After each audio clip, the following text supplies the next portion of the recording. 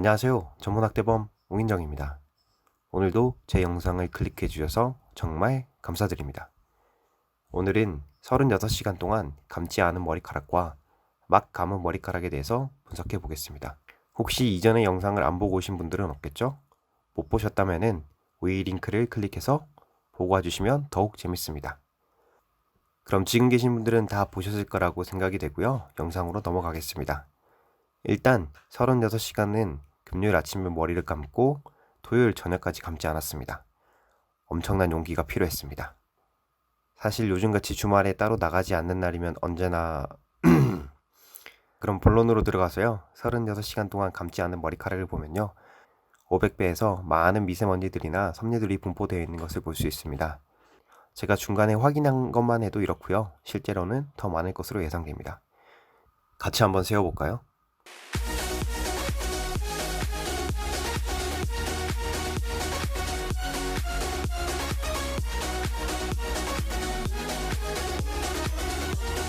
그리고 큐티클과 큐티클 사이에 뭐가 껴있는 것을 볼 수 있습니다. 좀 지저분하게 생겼네요. 머리를 감지 않은 느낌을 그대로 받을 수 있습니다. 이번에는 감은 머리카락인데요. 같은 500배에서 머리카락의 먼지를 찾아보아도 많이 없는 것을 볼 수 있습니다. 한번 세어보세요. 여러 번 이동을 한 뒤에 겨우 찾을 수 있었습니다. 역시 머리를 감고 안 감고의 차이는 먼지의 개수로도 확실히 구분할 수 있었습니다.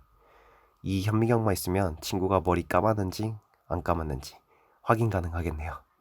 대신 1억입니다. 이 먼지 개수를 보니까 앞으로도 머리는 계속 감는 걸로 해야 되겠습니다.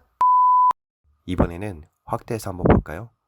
머리카락의 지름은 성인 평균인 80 마이크로미터 정도 되고요. 아까는 볼 수 없었던 미세먼지가 여기는 찾아볼 수 있습니다. 5 마이크로미터 정도 되고요. 5 마이크로미터 정도면은 초미세먼지입니다. 밖에 한 번도 나가지 않고 감자마자 바로 뽑은 머리카락인데 이렇게 있는 걸 보면은 실내에도 초미세먼지들이 있는 것 같습니다. 항상 공기청정해 주시는 게 중요할 것 같습니다. 큐티클층 사이에 좀 더 짙은 색으로 되어 있는 부분 보이시나요? 제가 생각하기로는 젖어서 그렇거나 샴푸의 계면 활성제에 의한 변화라고 생각이 됩니다. 그래서 감지 않은 머리카락에 보셨던 큐티클층 사이에 이물질은 없어진 것 같습니다. 혹시 좀 더 정확하게 아시는 분이 있으면 언제든지 댓글로 부탁드립니다. 빨간색 네모 안에 짙은 색으로 표시되어 있는 부분입니다. 그리고 감지 않은 머리카락과 달리 큐티클층 위에 아주 깨끗한 것을 볼 수 있습니다. 이렇게 한눈에 봐도 다르게 생겼습니다. 머리카락을 찍는 동안 신기한 점을 발견했습니다. 전자현미경은 한 곳을 오래 찍게 되면 전자빔에 의해 열 데미지가 가해지게 되는데요. 상대적으로 열에 약한 머리카락의 큐티클층이 울룩불룩해지며 변하는 모습을 볼 수 있었습니다.